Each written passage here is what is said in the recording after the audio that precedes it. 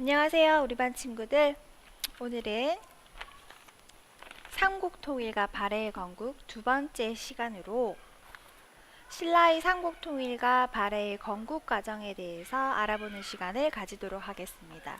그럼 지난 시간 잠깐 복습해 볼까요?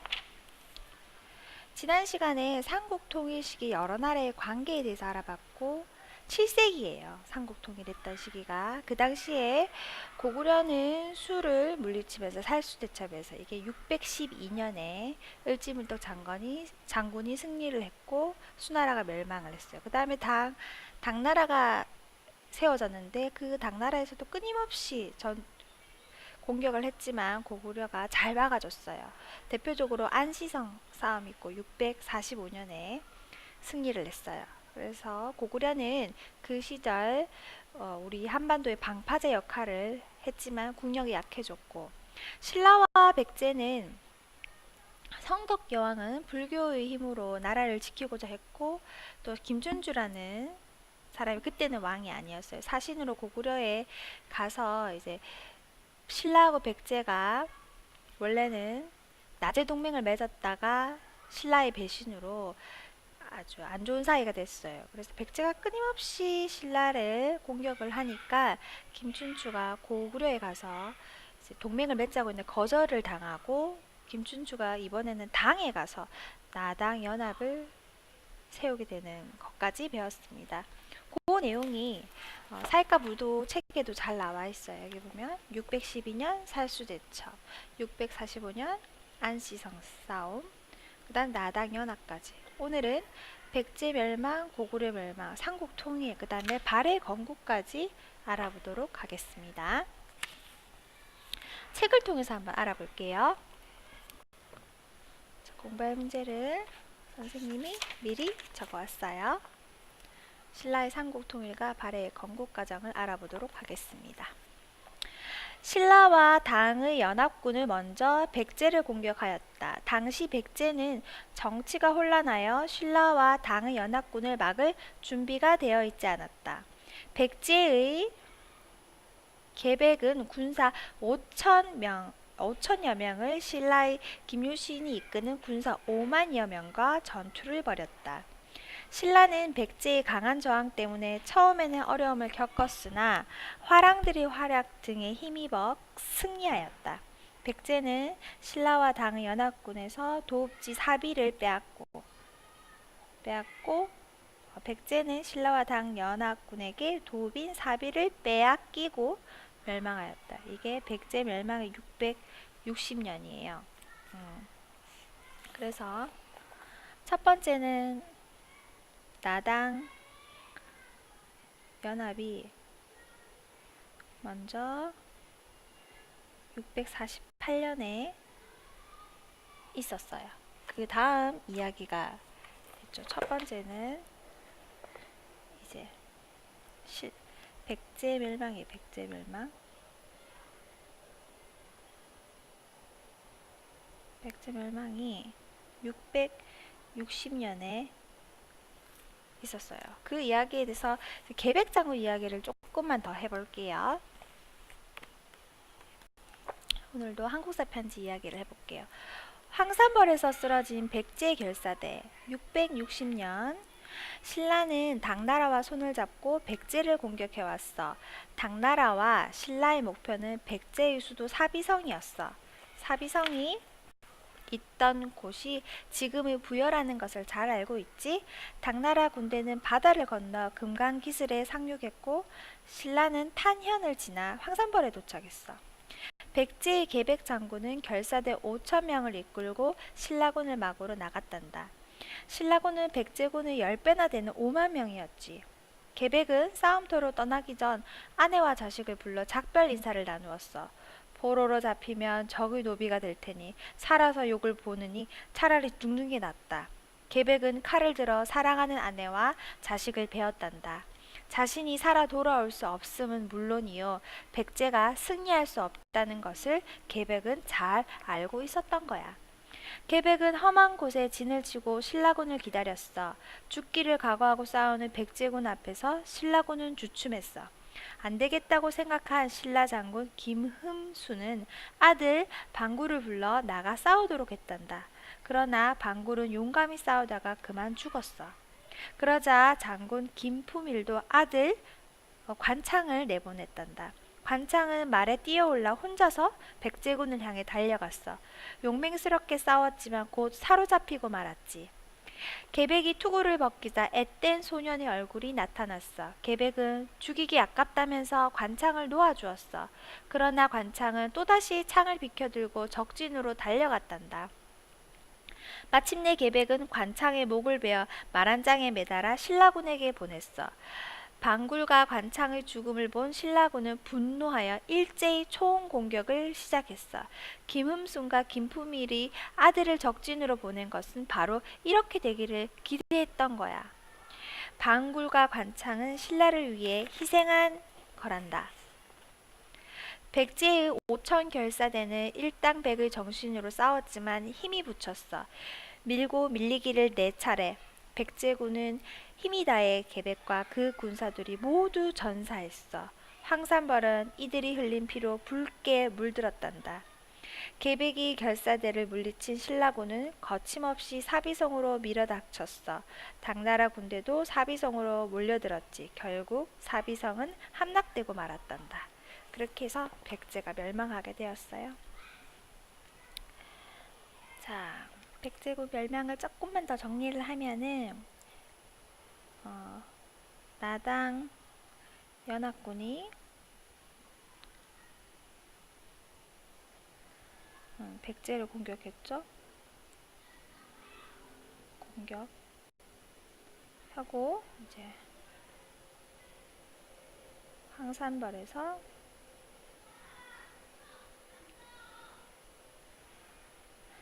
이제 신라가 승리합니다. 누구의 화랑의 활약으로, 관창의 활약으로. 그래서 이제 계백 장군하고 전사를 하고 또 사비성이 함락돼요. 사비성은 그 백제의 수도죠. 사비성 함락하고 이제 백제가 멸망하게 되었습니다.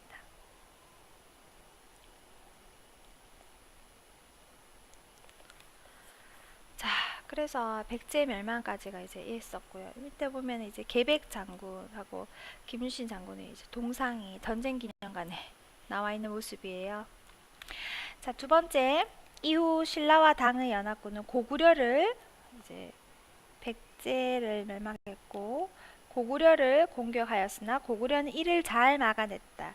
그러나 고구려는 계속된 전쟁으로 힘이 약해져 있었고 왕보다 강한 힘을 가졌던 영계소문이 죽자 내부에서 권력 다툼이 일어났어. 왕은 아니었어요, 영계소문이. 그런데 거의 뭐 권력을 가지고 있었고, 그리고 이제 영계소문한테는 세 아들이 있었어요. 남생, 남건, 남산이라는 세 아들이 서로 최고 권력자가 되려고 암투를 벌이다가 서로 자기들 꾀에 이제 당나라군을 끌어들이게 됐어요. 그래서 이러한 상황에서 신라와 당 연합군이 다시 평양성을 공격하게 되었고 고구려가 멸망하게 됩니다. 두 번째는 고구려 멸망이 있어요. 고구려 멸망은 668년이에요. 자, 나당 마찬가지. 나당 연합군이 고구려를 공격합니다. 공격하고 그 다음에 이제 처음엔 잘 막아냈어요. 그런데 고구려 내부의 권력 다툼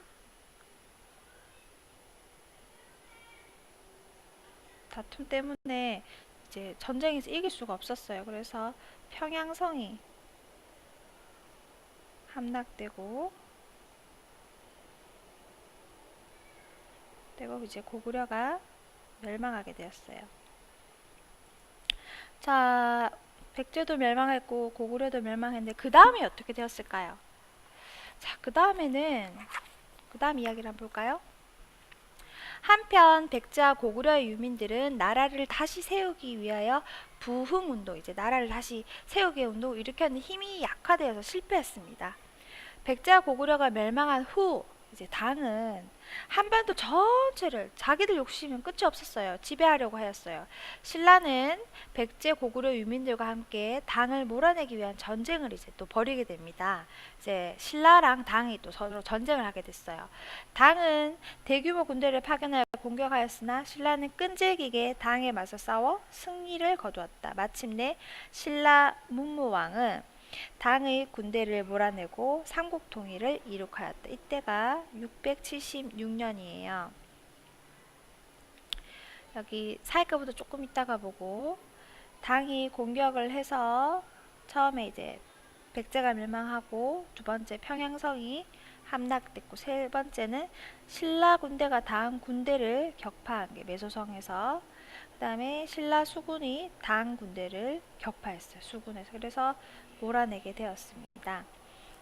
그래서 세 번째는 이제 나당 전쟁이에요. 나당 전쟁. 나당 전쟁이하고 삼국 통일. 이게 정확하게 376년이죠. 676년입니다. 거의 뭐 16년 동안을 전쟁을 했네요. 당을 몰아내고 삼국 통일을 했어요. 그런데 한편에서는 이거는 삼국 통일이 아니다. 왜? 이 신라가 차지했던 땅들은 결국에는 고구려 북쪽의 고구려 땅은 대부분 잃게 됐거든요. 그래서 또 한계가 있다는 말이 있어요. 그렇지만 또 한편으로는 또 신라의 삼국통일은 고구려 백제 신라 사람들을 하나로 모으는 민족 문화의 발전의 기반이 되었다. 신라가 통일하지 않았으면 백제도 따로 신라도 다른 나라가 되었을 텐데 한반도에 하나의 나라를 만드는 이제 기반이 되었다라는 의의가 있지만 고구려 대부분의 땅을 잃게 되었다는 한계점도 있어요. 그리고 이제 그 다음은 삼국 통일의 통일신라라는 말이 나오는데요. 이 이후에 나오는데 통일신라라는 말도 사실은 일제시대 때 일제가 역사를 만들면서 이제 일제 침략해서 일본과 우리가 하나가 되었다는 말에서 통일신라라는 말을 했지. 원래는 신라가 통일하고 나서는 계속 신라로 불렸습니다. 그 점은 조금 더 나중에 또 한 번 더 언급해 볼게요. 그래서 의의를 보면 삼국통일의 의의는 뭘까요? 새로운 민족 문화의 발전, 새로운 민족 문화의 발전에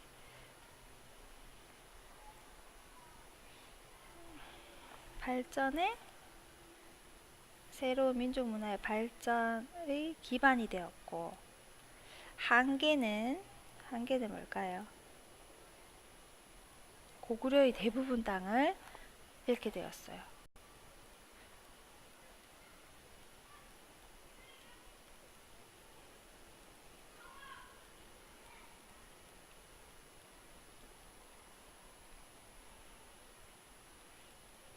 그래서 광개토 대왕 능비도 지금은 우리나라에 없고 이제 중국 땅에 있죠. 안타깝죠? 자, 그러면 이제 고구려 땅에 남아있던 고구려 유민들은 어떻게 됐을까? 이 이남 지역은 통일을 했는데 그 이야기가 이제 우리가 대조영이 건국한 발해의 이야기로 나올 수 있어요. 이제 신라가 삼국 통일을 하고 나서 이때 이제 발해라는 나라가 새롭게 생겨나게 됩니다. 고구려가 멸망한 이후 당은 고구려 땅을 직접 다스리고자 하였고 당에 저항하는 고구려 유민들을 강제로 이곳저곳에 옮겨 살게 했어요. 이때 고구려 장수였던 대조영은 고구려 유민을 이끌고 나와서 이제 여러 군데에 보냈다가 대조영이 고구려 유민을 이끌고 영주에서 이제 이동을 합니다. 그래서 천문령에서 천문령 전투를 하게 돼요.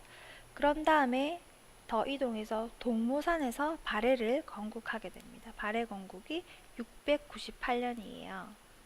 동모산 기술에서 발해는 점차 고구려의 옛 땅을 대부분 차지하였고 고구려의 기상과 문화를 이어받았다라고 되어 있습니다. 대종의 발해 건국 선포. 우리 고구려가 멸망한 지 30년이 지났습니다. 당이 고구려의 옛 땅을 지배하고 유민들을 강제로 이주시켰습니다. 그러나 우리는 당의 지배에서 벗어나고자 이곳 동모산에 이르렀습니다. 우리는 당의 주격을 물리치고 나라를 세울 수 있었습니다. 이곳에서 나를 따르는 말갈족도 함께하여 새로운 땅을 개척하였습니다. 앞으로 당과 신라에 대항하여 고구려의 옛 영토를 되찾도록 노력합시다 라고 되어 있습니다. 그래서 발해가 건국되었어요. 삼국이 통일되었을 쯤 해서 그러면 이게 신라의 삼국 통일,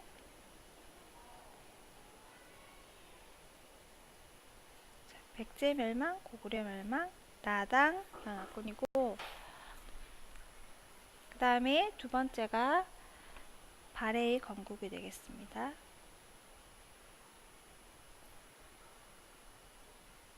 발해의 건국으로 신라의 삼국통일, 백제 멸망, 고구려 나당 전제. 이제 발해의 건국은 짧게 당에 저항하는 고구려 유민들을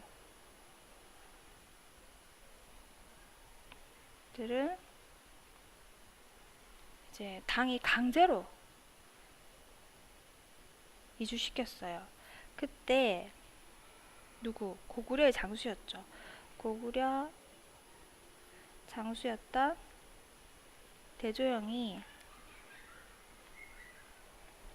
고구려 유민들을 이끌고 이제 동모산 기슬에 이제 발해를 건국합니다. 하나 빠졌네요. 고구려 유민들을 이끌고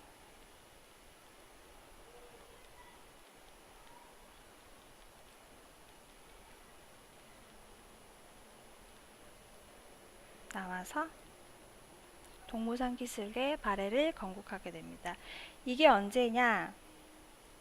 698년이 됩니다.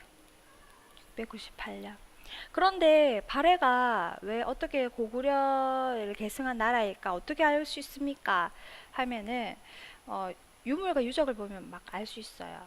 고구려에서 나오는 유물하고 이제 발해에서 나왔던 유물들이 아주 유사점이 많아요. 그 다음에 발해가 일본에 보낸 외교 문서를 살펴보면 발해는 고구려 옛 땅을 회복하고 부여의 풍습을 지녔다라고 말하는 부분이 있어요. 또 일본에 보는 국서에서도 발해 왕을 고려의 국왕으로 표현하는 부분이 있다고 합니다. 그래서 발해인들은 스스로 발해가 고구려의 계승국임을 밝힌 거예요.